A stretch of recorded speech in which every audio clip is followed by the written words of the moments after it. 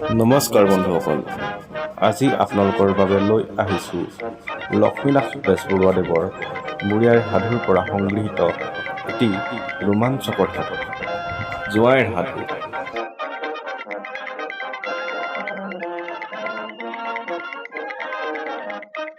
এদিন শহুৰেকে জোৱাইক লগ পাম বুলি জোৱাইৰ ঘৰলৈ ৰাতিপুৱাই বাট ল'লে। শহুৰেকক জোৱাইকে দেখি মনতে ভাবিলে, আজি বুঢ়াটো ৰাতিপুৱাই আহিলে, কিবা কথা আছে চাগে। দেউতা, আজি ইমান ৰাতিপুৱাই আপুনি? জীয়েকলে মনত পৰিলে চাগে ৰাতিপুৱাই নহয় জানো? ঘৰত কিবা পাতিছে নেকি দেউতা? জোৱাইকৰ কৌতূহল শুনি শহুৰেকে জোৱাইকক ক'লে, নহয় বোপাই, মই তোমাক লগ পাম বুলি বৰ সোনকালে তোমাৰ ওচৰলৈ আহিলোঁ। নহ'লে তুমি কামলৈও গুচি যাবগৈ পাৰা নহয়। মই তোমাক বিহুৰ নিমন্ত্ৰণ দিবলৈ বুলি আহিছিলোঁ। অহা কালিলৈ তুমি অকলে যাবা কিন্তু বিহু খাবলৈ, কিন্তু তুমি অকলেই যাবা আকৌ। বাৰু দেউতা, ঠিক আছে, মই কাইলৈ অকলেই বিহু খাবলৈ যাম আপোনালোকৰ ঘৰত। কাইলৈ পাছবেলালৈ যাম দিয়ক। তাৰপাছত শহুৰে ঘৰলৈ গুচি গ'ল।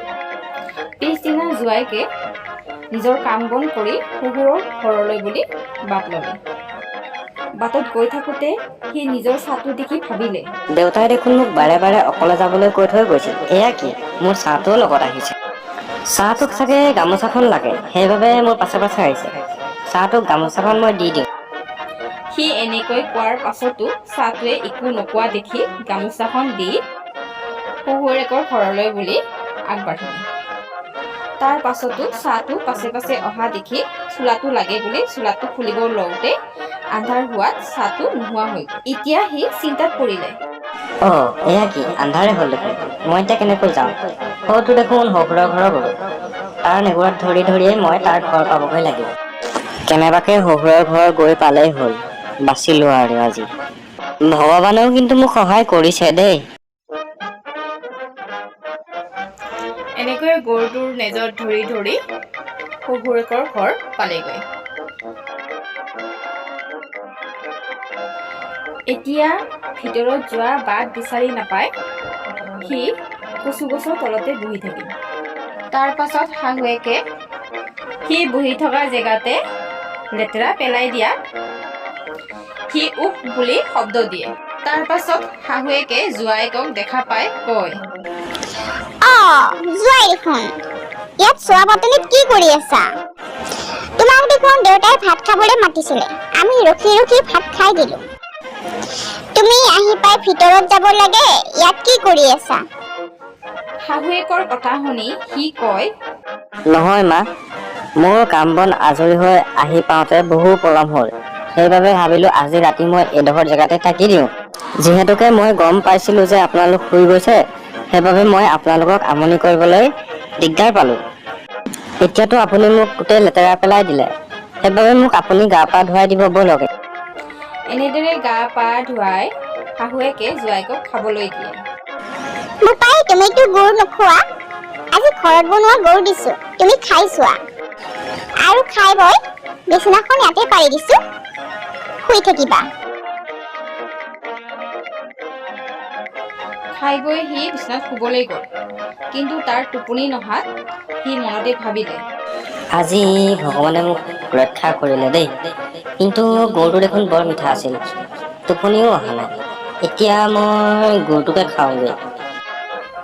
তাৰ পাছত সি মাৰি এডাল লৈ টিকলিটো ফুটা কৰি মুখ পাতি গুৰ খাবলৈ ধৰিলে।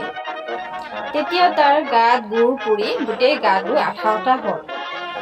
উপায় নাপাই সি তুলি বনাবলৈ থৈ দিয়া তোলাত বাগৰি দিলে। তাৰ পাছত সি ওচৰতে ছাগলী বান্ধি থোৱা দেখা পাই ৰাতিটো তাতে কটাও বুলি শুই থাকিল।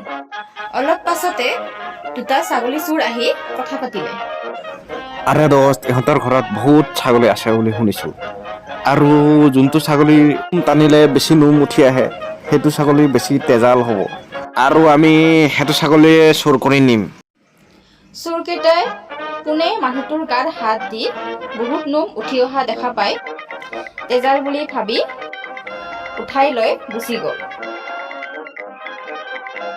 চোৰকেইটাই এখন নদী পাৰ হওঁতেই মানুহজনৰ টিকাটো তিতি যোৱাত মানুহজনে ক'লে, ডাং ডাং চোৰ, টিকা তিতিল মোৰ।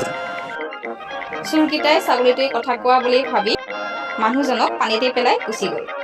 জোৱাইকে পানীৰ পৰা উঠি ক'লে, হে ভগৱান, আজি ৰাতিটোত মোৰ লগত কি কি ঘটনা ঘটি গ'ল। অলপ পাছতে শহুৰেকে জোৱাইকক বিচাৰি আহি নদীৰ কাষতে বহি থকা দেখি পাই ক'লে, জোৱাই, তুমি ইয়াত কি কৰি আছা? মই তোমাক গোটেইখন বিচাৰি ইয়াত পালোহি। ব'লা, এতিয়া ঘৰলৈ ব'লা।